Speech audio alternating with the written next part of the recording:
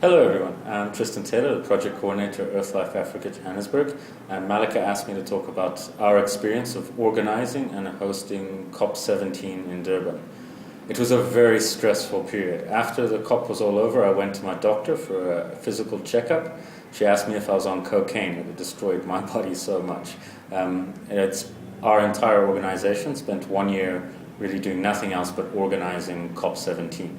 And what we realized that it was actually a massive logistical operation. For us, the COP was about moving people. It was housing people. It was feeding them. It was about making sure that people who were coming in from overseas had a venue to exhibit their wares. It was entirely a logistics operation. So that was, the major thing that the COP was for us. However, there was also political tensions surrounding the COP. The international divisions between CAN and CJN and other forces were prevalent in South Africa. They were prevalent within South African civil society in the lead up to the COP. And we dealt with it, I think, with a very strange way. We took the position that unity of political message was more important than anything else. I think we were trying to correct the mistakes of the Mexico COP at Cancun, where there was a divided civil society, multiple marches, and we went probably a little bit too overboard on demanding unity at the expense of strong political messaging. So we ended up with a pretty weak political messaging coming out of the COP, and I think that was one of our political failings at the COP. And that was a process of trying to make sure that everybody from CAN, CJN was all on the same side. So those are the big political issues, and then that was the logistics issues. From an organization of how a national organization should deal with a COP, my advice is to start earlier than you think you should. We started 1 year beforehand, and it was far too late. And we basically had a year of scrambling and trying to catch up. The other piece of specific advice I have is to make sure that the money for the COP activities, when the COP comes to Paris, is in the accounts at least 18 months before the actual event.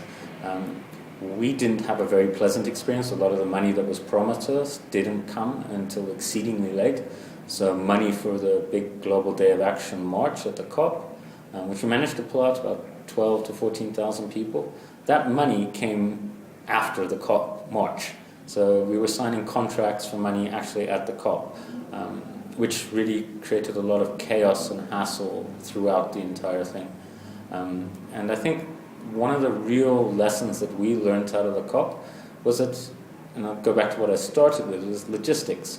You need to have dedicated people doing logistics for the COP.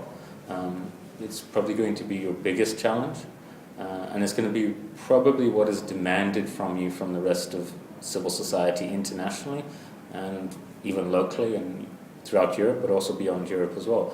And I fear, and I actually have a lot of sympathy for your comrades in France, because it appears that the Paris COP is making the same mistakes as the Copenhagen COP, i.e. that it's being overblown, it is being billed as a last chance, it is a do-or-die phenomenon. So the pressure, I fear, upon you will be incredibly great.